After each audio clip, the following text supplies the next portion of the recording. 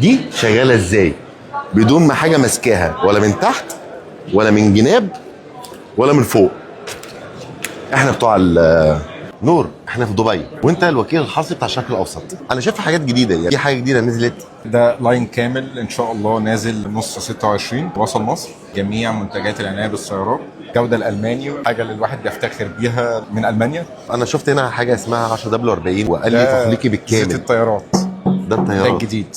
ده الجديد اللي هو 10 دبليو 40. ده 10 دبليو 40 ام او اس 2 نازل فولي ساينثيتك، والطبيعي بتاعه طبعا اللي هو الاي بي اي اس ان، هو كده موجود اس ان، بس ده شكل العبوات الجديد الجديد اللي هو ار زد 400 ار زد 600 نازل بالشكل الجديد دوت، ار زد 800 نازل بالشكل الجديد برضو بتاعه، بس الجديد ان 10 دبليو 40 ام او اس 2 فولي ساينثيتك.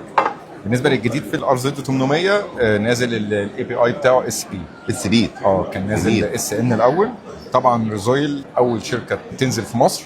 اي بي اي اس كيو نازل في الزيرو دبليو 20، موجود في مصر حاليا، موجود في كل فروانور ستورز، وموجود عند كل الموزعين في جمهوريه مصر العربيه. طب ايه حكايه اللي هو بيقول لك مش متسجل في الاي بي اي؟ اه علشان الشركه الام بتاعتنا اي سي تي بتصنع لسي بي باور سوليوشن، هتلاقيه متسجل في الاي بي اي سي بي باور سوليوشن. الناس بتدور على البراند اللي هو ريزويل على طول، لا هتدخل على سي بي باور سوليوشن هتلاقي جنبه على طول ريزويل. تسجيلات الاي بي اي كلها موجوده 020 35 45 10 40 كويس والله 15 50 و20 50. كتبوه الماني فعليا بقى اللي هو ميد ان جيرماني بدل ميد ان اي يو جيرماني. ميد ان اي يو جيرماني كان بسبب ضغط عند الناس، هو اوروبي. ما هو اوروبا عشان في اتحاد اوروبي مع بعض مشترك مع بعض. احنا في صنع في المانيا تبع الاتحاد الاوروبي. عايز تكشف اي شركه يا منجي من المهالك يا رب، اي مستهلك حابب ان هو يتاكد من اصل المنتج، يطلب من الشركه اللي هو بيتعامل معاها او بيفضل التعامل معاها بوليصه الشحن.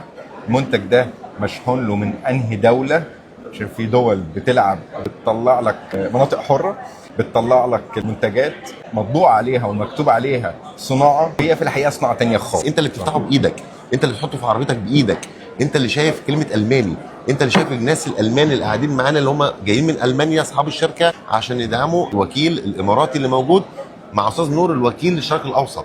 ان احنا بنامنك في حكايه الزيت اللي تحطه في موتور عربيتك. احنا عاوزين نوصل للناس يكون المنتج 100% انت ضامنه وحاطه في العربيه. كنور ستورز الحمد لله 15 سنه بدايتي، عمري ما هغامر باسمي دوت لاي مكسب مادي مهما حصل ومهما كانت المغريات. عمري ما هفرط في ثقه المستهلك والعميل بتاعي. بفضل من ربنا الحمد لله محافظ على الموضوع دوت ومكمل عليه، وهفضل مكمل عليه مهما كانت المغريات. زي ما قلت لحضرتك شركات كتير بتعرض عليا منشأ غير المنشأ اللي مطبوع على العبوه، وعمري ما هدخله مصر تحت اسمي ابدا مهما حصل. وسعره اقسم بالله يا باشمهندس اشتغلت كتير قوي، احلى مكسب. انا عارف. انا لو عايز ابيع انت قلت لي كل حاجه، انت ما بتداريش عليا حاجه. لا مكسب دي حقيقه، عشان حضرتك طبعا شريك معايا في ريزويل. على فكره يا جماعه شريك، يا جماعه لا، لما لقيت نور ضميره سليم وعاوز يشتغل صح واتجاهه صح لمنتج صح ينزله مصر عشان يبقى الموضوع فيه من اول ثقه وضمير، ما يحبش اللي هو عاوز يكسب وخلاص. احنا حصل يعني شويه كده كلام وحاجات كده، اللي ضميره سليم صدقني ربنا بيوفقه قسما بالله. سؤال اخير بقى كده عشان ابقى عارف، ايه الدول العربيه اللي مسكت وكيل لحد الان، وايه الدول العربيه اللي محتاجه الوكيل؟ طبعا الكلام ده هيبقى عن طريقك لان انت ماسك الشرق الاوسط. نور ستورز وكيل مصر والشرق الاوسط. حاليا عندنا الوكيل بتاع ليبيا، وكيل الاردن، وكيل سوريا، وتم الاتفاق مع وكيل السعوديه في خلال ماكسيمم شهر هتبقى منتجات ريزويل موجوده في السعوديه ان شاء الله. وكيل العراق، وكيل طبعا الامارات حسين النحله، ريزويل ايجيبت وريزويل المانيا جايين دعم الاستاذ حسين النحله وكيل الاماراتي. حابين ان احنا نشترك في المعرض بالاتفاق مع ريزويل المانيا وريزويل مصر، ان احنا نشترك في اوتو ميكانيكا دبي السنه دي، بحيث يبقى مجال ان احنا نتوسع مع ريزويل في الشرق الاوسط. حلو. فاضل قطر، الكويت، البحرين، وعمان. اللي هي عاوز ياخد توكيل في الدول ديت هيتواصل معانا مباشر، واحنا بنتمم الاتفاق مع ريزويل المانيا، والشحن وكل حاجه بتتم عن طريق المانيا ليه مباشر على طول. 5 دول دول فاضل ريزول يخش عندهم، وهم طبعا في ناس بتسال كتير قوي انا لو خدت التوكيل اعمل ايه؟ في اللحظه ديت هتابع مع ريزول ايجيبت استاذ نور، هو اللي هيتعامل معاك في صفقه الزيت مع الالمان على طول، وهيجي لك من المانيا عليك انت على طول. كدعم من رزيل مصر والشرق الاوسط ورزيل المانيا طبعا، هنشترك في معرض بيكون عالمي في الدوله بتاعته، بيبقى دعم مننا ليه كنقطه دعم كده للوكيل الجديد. حضرتك طبعا هتكون معانا برضو ان شاء الله، عشان نسيت ان انا ابلغ حضرتك بيه.